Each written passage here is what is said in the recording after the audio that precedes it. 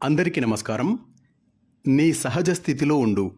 భగవాన్ శ్రీ రమణ మహర్షి బోధనలు పుస్తక పఠనం 18వ రోజుకి స్వాగతం. పుస్తకంలోని రెండవ భాగం ఆత్మవిచారము శరణాగతిలో రెండవ అంశం ఆత్మవిచారము అభ్యాసము. తర్వాతి భాగం విందాం. భగవాన్, మనస్సు హృదయంలో ఎంతసేపు ఉండగలదండి? అభ్యాసం వల్ల మనస్సు హృదయంలో ఉండే సమయం ఎక్కువ అవుతూ ఉంటుంది. అంటే ఆ సమయం ముగిసిన తర్వాత ఏమవుతుంది స్వామి? ఆ సమయం ముగిసిన తర్వాత మనస్సు ప్రస్తుత మామూలు స్థితికి తిరిగి వస్తుంది. హృదయంలో ఐక్యానికి బదులుగా ఎన్నింటినో చూడటం సంభవిస్తుంది. ఇదే బయటికి వెళ్ళే మనస్సు అంటే. హృదయం వైపు వెళ్ళే మనస్సుని విశ్రమించే మనస్సు అంటారు. ప్రతిరోజు ఈ అభ్యాసాన్ని ఎక్కువగా చేస్తున్న కొద్దీ మనస్సులోని మాలిన్యాలు పోతూ ఉండటం వల్ల అది ఎంతో స్వచ్ఛమవుతుంది. చింతన ప్రారంభించగానే పరిశుద్ధమైన మనస్సు హృదయంలోకి దానంతట అదే గంతు వేసేటంతటి సులభమైపోతుంది. స్వామి, ధ్యానంలో సచ్చిదానంద అనుభూతి పొందిన మనిషికి ధ్యానం ముగిసిన తర్వాత దేహంతో తాదాత్మ్యం చెందటం సంభవమేనా అండి? సంభవమే. కానీ అభ్యాసం వల్ల ఆ తాదాత్మ్యం క్రమేపీ తగ్గిపోతుంది. ఆత్మ అనే కాంతిలో భ్రమ అనే చీకటి పూర్తిగా తరిగిపోతుంది. వాసనలు పూర్తిగా నిర్మూలం కాకపోతే కలిగే అనుభూతి స్థిరంగా ఉండదు. ఆ వాసనలని తొలగించటానికి ప్రయత్నం చేస్తూనే ఉండాలి. వాసనలన్నీ మొదలంటా తొలగింపబడిన తరువాత అప్పుడు జ్ఞానం స్థిరపడుతుంది. ఎంతో కాలంగా ఉన్న వాసనలని పారద్రోలాలి. అప్పుడు అవన్నీ పోతాయి. పూర్వమే సాధన చేసిన వారికి త్వరగా పోతాయి, ఇతరులకైతే నెమ్మదిగా పోతాయి. భగవాన్, ఈ వాసనలు క్రమేపీ పోతాయా లేక ఒక్కసారిగా పోతాయా? నేనిక్కడ ఎంతో కాలంగా ఉన్నానన్న మాటే గాని నాలో క్రమంగా ఏ మార్పు వస్తున్నట్టు నాకేమీ తోచటం లేదండి. అందుకే ఈ ప్రశ్న వేస్తున్నాను. సూర్యోదయం కాగానే చీకటి క్రమంగా పోతుందా, ఒక్కసారిగానా? నేను చేస్తున్న విచారణలో పురోగమిస్తున్నానో లేదో ఎట్లా తెలుసుకోవటం స్వామి? నీలో భావాలు తగ్గటం బట్టే లేదా అవి లేకపోవటాన్ని బట్టే ఆత్మసాక్షాత్కారం వైపు నీ పురోగమనాన్ని తెలుసుకోవచ్చు. ఆత్మసాక్షాత్కారంలో పురోగమనమంటూ ఏమీ లేదు. అది ఎప్పుడూ ఒక్కటే. ఆత్మ ఎప్పుడూ సాక్షాత్కారమయ్యే ఉంటుంది.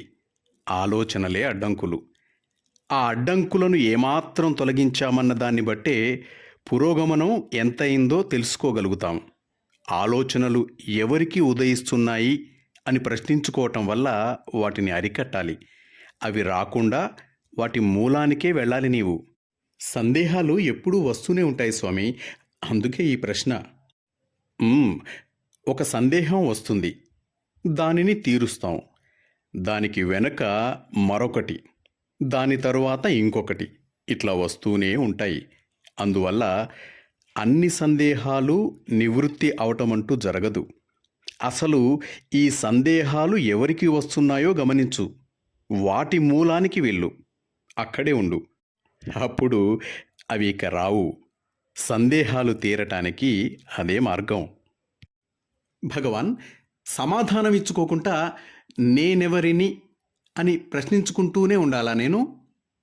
ఎవరు ఎవరిని ప్రశ్నిస్తున్నట్టు? విచారణ చేసేప్పుడు మనస్సులో ఏ భావం ఉండాలండి? నేను ఏమిటి? ఆత్మ ఏమిటి? అహంకారం ఏమిటి? నేనెవరిని అనే విచారణలో అహంకారమే ఆ నేను. ఆ ప్రశ్నకి సరియైన అర్థం ఇది. అహంకారానికి మూలం ఏమిటి అని. మనస్సులో ఏ భావము ఉండనక్కర్లేదు. నువ్వు విడవవలసిందల్లా ఒకే ఒక భావాన్ని. అది ఈ శరీరమే నేను, దీని రూపం ఇట్లాంటిది, దీని పేరేది వగైరా. నీ నిజతత్వం గురించి భావన ఉండవలసిన అవసరం ఏమీ లేదు. ఎప్పుడూ ఉన్నట్లే అది ఉంటుంది. అది యథార్థం, భావన కానే కాదు. స్వామి, నేను అనబడేది నేను కోసం అన్వేషించడం తమాషాగా లేదు? నేనెవరిని అనే విచారణ చివరికి అర్థం లేని సూత్రంగా తేలదా? లేక మంత్రం వలె తెరిపి లేకుండా నేను అనుకుంటూ ఉండాలా? ఆత్మవిచారణ అర్థం లేని సూత్రం ఏమాత్రం కాదు. అది మంత్రజపము కాదు. నేనెవరిని అనేది కేవలం ఒక నేను మరొక నేనుని వెతకటం కూడా కానే కాదు. ఆత్మవిచారం అంటే మనస్సు యొక్క వ్యాపకాలన్నీ ఆత్మ గురించిన ఎరుకలో నిలిపివేయటమన్నమాట. అది అర్థం లేని సూత్రం కాదు. అయితే నేను పొద్దుటపూట కాసేపు, సాయంత్రం కాసేపు ఆత్మవిచారంలో గడిపితే చాలా? లేక నేనేం చేస్తున్నా, నడుస్తున్నా, రాస్తున్నా కూడా దాన్ని కొనసాగిస్తూనే ఉండాలా స్వామి? నీ నిజతత్వం ఏమిటి? రాయటమా, నడవటమా, ఉండటమా? ఉండటం ఒక్కటే ఏ మార్పు లేని యథార్థం. ఆ ఉండటం యొక్క శుద్ధ స్థితిని నువ్వు ఎరిగే వరకు విచారణ కొనసాగిస్తూనే ఉండాలి. ఒకసారి అందులో నిలకడ కలిగితే ఇంకా ఏ బాధ లేదు. ఆలోచనలు రానప్పుడు వాటి మూలం ఏమిటి అని ఎవరు విచారించరు కదా. నేను రాస్తున్నాను, నేను నడుస్తున్నాను అని అనుకుంటున్నంతకాలం ఆ పనులను ఎవరు చేస్తున్నారని విచారించు.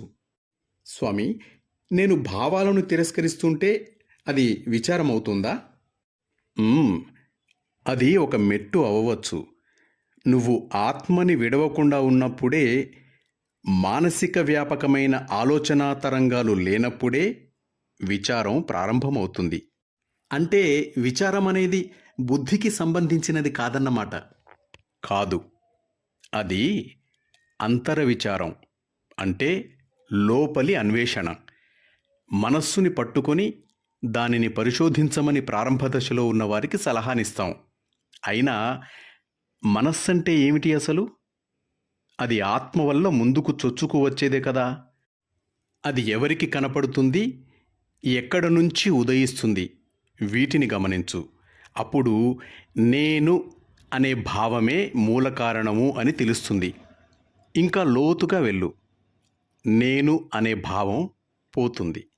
అప్పుడు అవధులు లేని చైతన్యం, ఆత్మ ఉంటుంది. భగవాన్, శ్రీ అరవిందుల ఆశ్రమంలో శ్రీమాతని నేను ఈ ప్రశ్న అడిగాను. భగవంతుడు నాకు తన నిజస్వరూపం చూపాలని ఏ భావాలు లేకుండా మనస్సుని నిశ్చలంగా ఉంచుకుంటాను, కానీ నాకేమీ గోచరం కావటం లేదు అని అడగగానే దానికి శ్రీమాత ఈ విధంగా సమాధానమిచ్చారు. ఆ భావన సరి అయినదే, ఆ శక్తి పైనుంచి దిగి వస్తుంది, అది ప్రత్యక్ష అనుభవము అని. మరి ఇంకా నేను చేయవలసింది ఏమైనా ఉందా స్వామి? నీ నిజస్థితిలో ఉండు.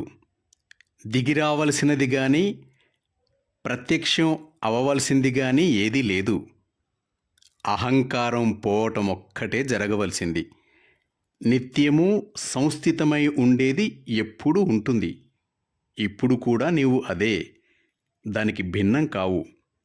నిశ్చలతని చూచేది నీవే, దానిని చూడడానికి నీవున్నావు. నువ్వు దేనికోసం ఇంకా వేచి ఉన్నావు? నేను చూడలేదని దేనినో చూడాలన్న ఆశ, దేనినో పొందాలన్న వాంఛ, ఇవన్నీ అహంకారం యొక్క వ్యాపకాలే. నువ్వు అహంకారపు ఉచ్చులో పడిపోయావు. వీటన్నిటినీ అనేది అహంకారమే, నువ్వు కాదు. నీ నిజస్థితిలో ఉండు, ఇంకేమీ అక్కర్లేదు. భగవాన్, ఆత్మని తెలుసుకోవటం ఎట్లాగండి? ఆత్మని తెలుసుకోవటం అంటే ఆత్మవై ఉండటమే. ఆత్మ తెలియదనగలవా? నీ కళ్ళని నువ్వు చూడలేవు. చూసుకోవటానికి అద్దం లేకపోయినా కళ్ళు లేవు అని అనగలవా? ఆత్మ ఒక పదార్థంగా తెలియకపోయినా ఆత్మ గురించి నీకు తెలుసు. అది ఒక పదార్థంగా తెలియనంత మాత్రాన ఆత్మ లేదు అనగలవా?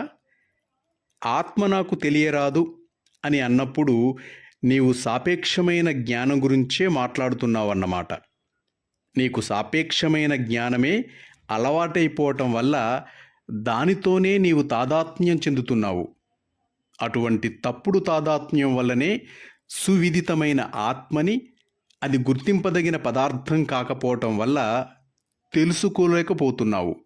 పైపెచ్చు ఆత్మని తెలుసుకోవటం ఎట్లా అంటూ ప్రశ్న కూడా వేస్తున్నావు. స్వామి, ఉండటం అంటుంటారు మీరు. దేనిగా ఉండటం అండి? నీ కర్తవ్యం ఉండటమే. ఇదిగా అదిగా ఉండటం కాదు. నేనైన నేను అన్నది వాస్తవాన్నంతా చెప్తుంది. నిశ్చలంగా ఉండు అనేది పద్ధతి. నిశ్చలత అంటే ఏమిటి? నీ అహంకారాన్ని ధ్వంసం చేసుకోవటం అన్నమాట. ఏ రూపమైనా ఏ నామమైనా చిక్కుని తెచ్చిపెడుతుంది. నేను ఫలానా అనే భావాన్ని విడిచిపెట్టు. ఆత్మసాక్షాత్కారానికి కావలసిందల్లా నిశ్చలంగా ఉండటమే. అంతకన్నా తేలికైనదేమిటి? అందువల్ల ఆత్మవిద్యని పొందటం అన్నిటికన్నా తేలిక. నీ గురించిన సత్యాన్ని పరిశీలించటం ఆవశ్యం చేయాలి. దానిని లక్ష్యంగా పెట్టుకొని దాని గురించి సావధానంగా హృదయంలో ఎరుక కలిగి ఉండాలి.